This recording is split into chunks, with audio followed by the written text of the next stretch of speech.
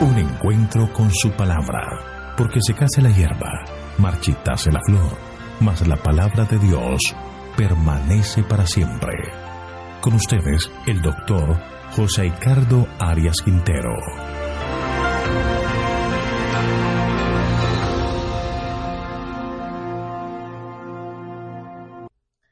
Vamos a comenzar nuestro estudio del libro de Jonás. Para ello, te invito a orar.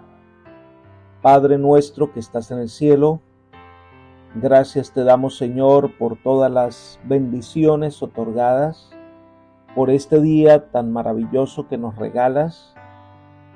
Queremos en este momento contar con tu bendición y dirección, que tu Espíritu Santo esté a nuestro lado y que al abrir tu palabra podamos tener esa claridad de parte de tu Espíritu para comprender el mensaje que tienes para nosotros.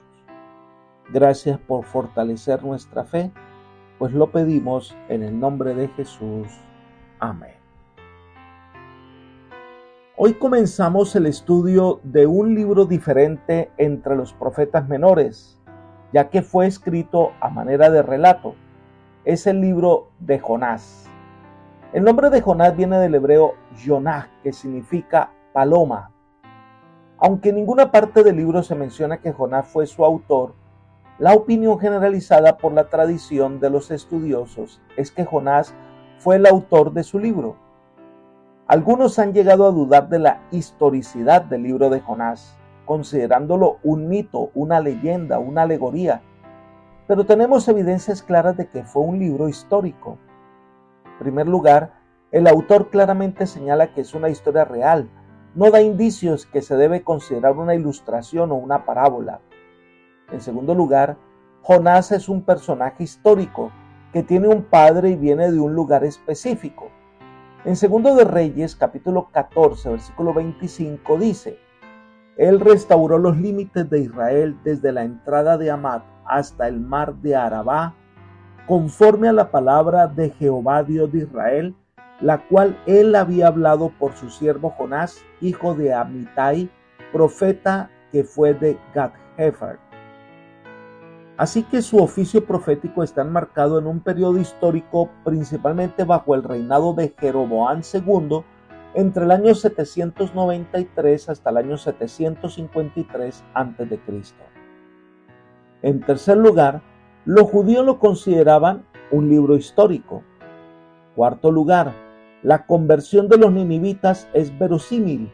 Los historiadores encuentran concordancia con una revolución religiosa en el reinado de Adad-Nirari, aproximadamente en la misma época en que se afirma fue el ministerio del profeta Jonás. En quinto lugar, la información en cuanto a las dimensiones de Nínive concuerdan con los datos históricos conocidos. Y en sexto lugar, la referencia de Jesús sobre el libro de Jonás, considerándolo como un libro histórico. Miremos Mateo capítulo 12, versículos 39 y 40. Él respondió y les dijo: La generación mala y adúltera demanda señal, pero señal no le será dada sino la señal del profeta Jonás. Porque como estuvo Jonás en el vientre del gran pez 3 días y 3 noches, así estará el Hijo del Hombre en el corazón de la tierra 3 días y 3 noches. Así que Jesús lo considera un hecho real que aplica a su propia obra de salvación. El libro relata la misión de Jonás en la ciudad de Nínive para anunciar su pronta destrucción por causa de sus pecados. El profeta alberga dudas y está perplejo en cuanto al mandato que recibió de Dios. Esto lo llevó a rehuir la obra encomendada. Consideró que no era conveniente este mandato y al parecer le faltó una fe vigorosa para entender que Dios llama y capacita. Jonás estuvo desalentado con temor y desesperación. Elena de White describe ese momento particular así: mientras el profeta pensaba en las dificultades e imposibilidades aparentes de lo que se le había encargado, se sintió tentado a poner en duda la prudencia del llamamiento. Desde un punto de vista humano, parecía que nada pudiera ganarse proclamando un mensaje tal en aquella ciudad orgullosa. Se olvidó por el momento de que el Dios a quien servía era omnisciente y omnipotente. Mientras vacilaba y seguía dudando, Satanás le abrumó de desaliento. El profeta fue dominado por un gran temor y se levantó para huir de la presencia de Jehová a Tarsis. Libro Profetas y Reyes, página 199. Además, le abrumaba pensar que, conociendo a Dios misericordioso y bondadoso, Jonás temió que al dar el mensaje divino los paganos lo aceptaran y Dios los perdonaría. Sentía que eso sería una gran humillación. Entre las lecciones que podemos aprender de Jonás es que la gracia salvadora de Dios es para todo el mundo, no solo para los judíos. Dios quiere salvar a los hombres sin importar su raza u origen. Solo se necesita quien les predique, quien les enseñe el camino, y si se arrepienten, Dios los perdonará y salvará. Estudiemos la vida de este interesante profeta y saquemos lecciones valiosas para nuestra vida espiritual. Capítulo 1. Jonás desobedece al Señor. Aquí se describe el llamado del Señor a un profeta que es desobediente. Este es un profeta muy particular con una tarea especial, la tarea de evangelizar una gran ciudad. No encontramos en la Escritura otro personaje como Jonás. Sabía lo que debía hacer, pero no lo hace. Sabe lo que va a pasar y sin embargo duerme. Y es tragado por un pez, pero se mantiene vivo dentro del vientre de ese enorme animal. Jonás nos enseña que Dios tiene un plan, salvar una gran ciudad, y para eso el Señor llama a un hombre. En este libro en particular hay 13 preguntas e incluso termina con una de ellas. Hoy las mismas preguntas repercuten a quienes vivimos en esta época de la historia cuyo principal ministerio es evangelizar las grandes ciudades. ¿Cuántos están actuando como Jonás? Pero algunos comentadores describen que hay 10 milagros que ocurren en la historia de Jonás. Esto nos enseña que Dios buscará la manera para que cumplamos esa tarea, porque quiere salvar a todo el mundo y te ha escogido como instrumento de salvación. Veamos la primera sección de este capítulo, que son los versículos 1 al 3, donde está el llamado y la huida de Jonás. El resumen del llamado a realizar una obra especial y la razón para esta tarea lo describen los versículos 1 y 2. Leamos. Jehová dirigió su palabra a Jonás, hijo de Amitai, y le dijo: levántate y ve a Nínive, aquella gran ciudad, clama contra ella, porque su maldad ha subido hasta mí. La primera parte es el llamado de Dios. Jehová dirigió su palabra a Jonás, hijo de Amitai. Fue Dios quien le habló a Jonás, fue Dios quien lo escogió. ¿Por qué Dios, que lo sabe todo, escoge a este hombre necio? Porque Dios ve lo que nadie ve en él. Porque Dios quería darle una lección a Jonás y a nosotros del ilimitado amor de Dios por la humanidad. Este Jonás era hijo de Amitai. Amitai significa fidelidad o verdad. No se sabe mucho acerca de este hombre, pero Dios sí sabe quién es, y es lo que más importa. En una nación donde la genealogía será tan importante, es interesante que Dios no se detiene a revisar el pasado, la familia, la tribu. Simplemente ve a un hombre, lo conoce, sabe el potencial que tiene con los dones que ha sido dotado y entonces lo llama para hacer algo especial. Ahora describe lo que debe hacer. Levántate y ve a Nínive. Es interesante que mientras que otros profetas profetizaron contra naciones gentiles, este es el único caso de un profeta que es enviado a una nación extranjera para comunicar el mensaje de Dios en su contra. El propósito de Dios, que no era claro para el profeta, era salvar a los habitantes de Nínive. La describe como una gran ciudad. No solo era su tamaño, que en algunos descubrimientos se dice que su área era alrededor de 96 kilómetros cuadrados y que algunos llegan a afirmar que podría ser una ciudad de unos 600,000 habitantes. Ahora, la misión del Señor implica un movimiento, el de ir. Dios no le dijo a su iglesia que esperara a que la gente recapacitara y viniera. Dios no le dijo a sus discípulos que construyeran un gran auditorio y esperaran que la gente viniera. La orden de Jesús es la orden dada a Jonás: ve a Nínive. Observa a tu alrededor, el lugar donde vives, el lugar donde trabajas o estudias. No estás allí por casualidad. Dios te ha enviado para una tarea especial. Ahora, el profeta debía ir a Nínive. Esta era una importante ciudad de Asiria, enemigo de Israel. Ciudad fundada por Nimrod.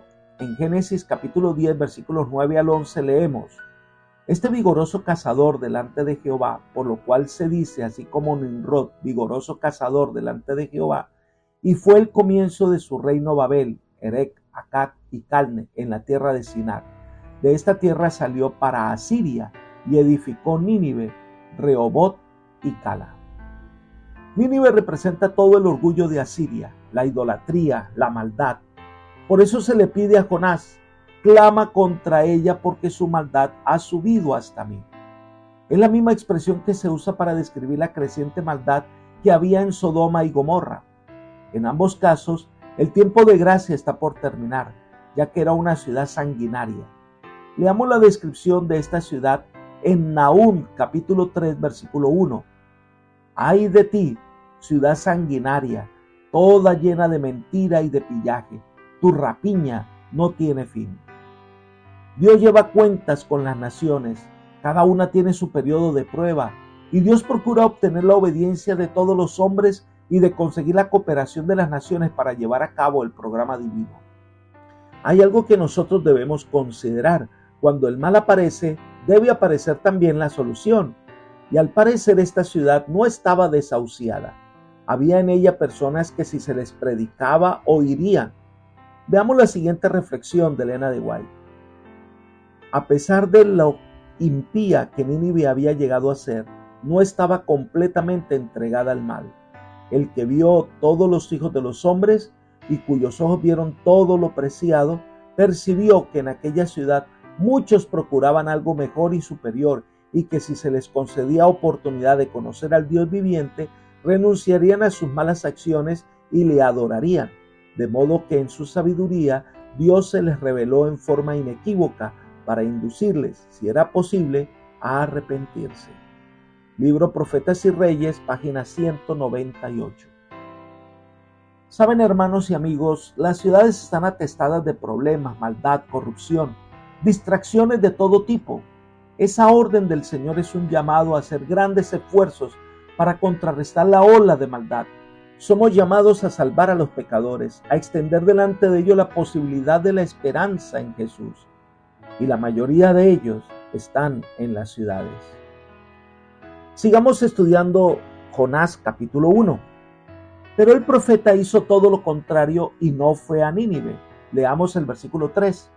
Pero Jonás se levantó para huir de la presencia de Jehová a Tarsis y descendió a Jope, donde encontró una nave que partía para Tarsis. Pagó su pasaje y se embarcó para irse con ellos a Tarsis, lejos de la presencia de Jehová. Jonás se levantó, pero no para obedecer al Señor.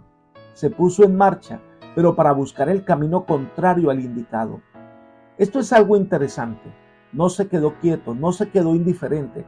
Sabía que debía hacer algo, por eso se levantó, pero no para hacer lo que Dios le ordenó, sino para ir por el camino contrario.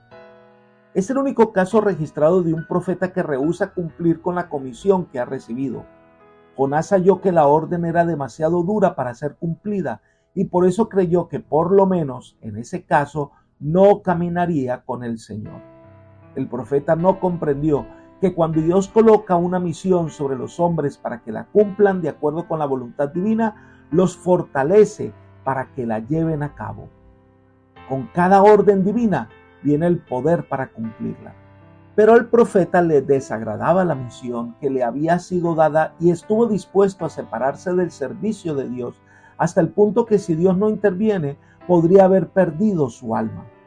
Así que se levantó para huir de la presencia de Jehová a Tarsis. La pregunta es, ¿puede alguien huir de la presencia del Señor? Dios, que lo ve todo, que lo sabe todo, nunca podremos ocultarnos de su presencia, pero podemos alejarnos de Él en el sentido de no querer hacer lo que Él nos dice. Se dice que se fue lejos de Dios, es decir, se fue desobedeciendo abiertamente al Señor. En otras palabras, estaba yendo por el camino de la perdición, porque estaba yendo en la vía contraria a Dios. Se iba para el puerto distante, se iba a Tarsis. Aunque no se ha podido determinar con exactitud qué ciudad era, se creía que era un puerto lleno de comercio y mucha gente. Jonás pretendía pasar inadvertido, es decir, su pretensión era no hacer lo que Dios le mandaba, apartarse de Dios. El texto no dice claramente cuál fue la razón de su decisión, pero los comentadores nos ayudan a entender que Jonás no consideraba conveniente, no consideraba apropiado para el trabajo, creía una labor inútil y que además él no quería ir porque los asirios eran enemigos de su pueblo y si se salvaran, por el contrario, hubiese deseado que fueran destruidos. ¿Acaso podemos vernos reflejados en la vida de Jonás? A veces el Señor nos pide hacer algo y no lo hacemos, o si hacemos todo lo contrario. A veces solo nos alejamos y esperamos que el asunto sea olvidado, pero con Dios las cosas son diferentes. La segunda sección de este capítulo son los versículos 4 al 7. La tempestad retrasa el viaje de Jonás. Leamos el versículo 4. Pero Jehová hizo soplar un viento en el mar y hubo en el mar una tempestad tan grande que se pensó que se partía la nave. Lo primero que vamos a considerar es que el Señor no abandonó a Jonás, aunque el profeta trataba de huir de él. Elena de White comenta: sin embargo, el Señor no abandonó a Jonás en su hora de desesperación. Mediante una serie de pruebas y providencias extrañas, debía revivir la confianza del profeta en Dios y en su poder infinito para salvar. Libro Profetas y Reyes, página 199. Lo segundo que vamos a considerar es que es el primer milagro que se registra en el libro. Dios envió una terrible tempestad sobre aquella embarcación. No se trataba de una tormenta cualquiera, sino de una extrema que fue enviada por Dios. Los marineros eran expertos en enfrentar tormentas inesperadas en el mar, pero esta en particular era tan fuerte que parecía que el barco se iba a romper. Entonces vemos una figura que contrasta con dos realidades. Sigamos estudiando el capítulo 1 de Jonás, el verso 5. Los marineros tuvieron miedo y cada uno clamaba a su Dios. Luego echaron al mar los enseres que habían en la nave para descargarla de ellos. Mientras tanto, Jonás había bajado al interior de la nave y se había echado a dormir. Por una parte estaban los marineros que expertos siguieron el protocolo para esas emergencias. Tiraron los enseres, la carga para alivianar el barco y que flotara, pero a pesar de sus esfuerzos se veía que claramente iban a naufragar. Sin embargo, ¿qué más hacer? A lo mejor consideraron que tal tormenta era un desagrado de los dioses, así que ellos clamaron cada uno a su Dios. Ellos estaban realmente asustados y se veían impotentes ante esta tormenta que parecía extraña. Tanto que se encomendaron a los dioses. Pero el relato dice: mientras tanto Jonás había bajado al interior de la nave y se había echado a dormir. Esta es la situación más extraña en la narración. Cuando una persona huye, cuando una persona trata de esconderse de Dios, cuando uno está atormentado teniendo la conciencia que ha desobedecido una orden, cuando uno sabe lo que está pasando y el por qué está pasando, pues uno se siente intranquilo, no experimenta paz. En un ensayo, Haddon Robinson observó: si alguna vez hubo un hombre que viviera en desobediencia directa, fue el profeta Jonás. Dios lo envió a predicar a los ciudadanos de Nínive, pero él se embarcó en un navío y viajó alejándose de Dios en vez de hacer lo que Dios había mandado hacer. Durante su huida se desató una violenta tempestad que aterró a los marineros gentiles, pero Jonás estaba dormido bajo la cubierta del barco. Evidentemente, Jonás estaba en paz con la decisión que había tomado. Por otro lado, si alguna vez hubo alguien que hacía la voluntad de Dios, fue Jesús camino a la cruz. No obstante, en el huerto del Getsemaní estuvo angustiado y su sudor eran como gotas de sangre que caían en tierra. La paz entonces no es prueba de haber adoptado una decisión piadosa. Esto se encuentra en el libro Predicando a una cultura cambiante, página 85 y 86. Así que era una persona que tenía una actitud extraña para un hombre que estaba huyendo de Dios. Esto sabemos que mientras aquellos hombres clamaban a dioses falsos que no existen, Jonás no clamaba a Dios porque no quería conversar con Dios, no quería escuchar sus palabras y por tanto trató de tranquilizarse durmiendo. El marinero principal quizás bajó para ver qué más podía hacer por su nave y entonces se encuentra a Jonás dormido y le hace el reclamo y viene la primera pregunta del libro de Jonás, versículo 6. Entonces el patrón de la nave se le acercó y le dijo: ¿Qué tienes, dormilón? Levántate y clama a tu Dios, quizás tenga compasión de nosotros y no perezcamos. El marinero principal le chocó la actitud de este hombre. Si leemos en la Nueva Versión Internacional, la pregunta rezaría así: ¿cómo puedes estar durmiendo? Están en una tormenta en medio del mar, la barca se agita, el agua llena la cubierta, los marineros gritan, hay confusión. Pero este hombre está tranquilo. El jefe de la barca le pide que por lo menos clame al Dios que adora, pero Jonás no tiene que decirle al Señor porque sabe exactamente qué es lo que está pasando. Aquí podemos tener dos reflexiones al respecto. Número 1, nuestra indiferencia ante el deseo que tiene Dios de salvar a los habitantes de la ciudad. Hay muchos que son fieles, que no están rindiendo sus dones al Señor, no están haciendo nada para salvar a otros.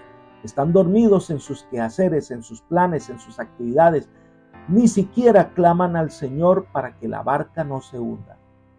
En segundo lugar, ¿cuántas veces nos sentimos incapaces de arrodillarnos a orar porque sabemos que lo que está pasando se debe a que hicimos todo lo contrario de lo que el Señor ha indicado? Hemos tomado el camino equivocado. Pero una cosa debes tener presente: Dios nunca te abandona. En el camino a Cristo, Elena de White comenta: hay personas que han conocido el amor perdonador de Dios y desean realmente ser hijos de Dios, pero reconocen que su carácter es imperfecto y su vida defectuosa, y pretenden dudar de si sus corazones han sido regenerados por el Espíritu Santo. A los tales quiero decirles que no cedan a la desesperación. A menudo tenemos que postrarnos y llorar a los pies de Jesús por causa de nuestras culpas y equivocaciones, pero no debemos desanimarnos. Aun si somos vencidos por el enemigo, no somos desechados ni abandonados por Dios. No, Cristo está a la diestra de Dios e intercede por nosotros. Libro El Camino a Cristo, página 64. No dudemos nunca del amor de Dios. No temas venir a Él, porque nunca te rechazará. Sigamos con la historia de Jonás. La barca estaba a punto de naufragar y Jonás se encontraba durmiendo. Entonces le piden que ore a su Dios, pero no se menciona si Jonás lo hizo o no. Sigamos con el versículo 7. Entre tanto, cada uno decía a su compañero: venid y echemos suertes para que sepamos quién es el culpable del que nos haya venido este mal. Y echaron pues suertes, y la suerte cayó sobre Jonás.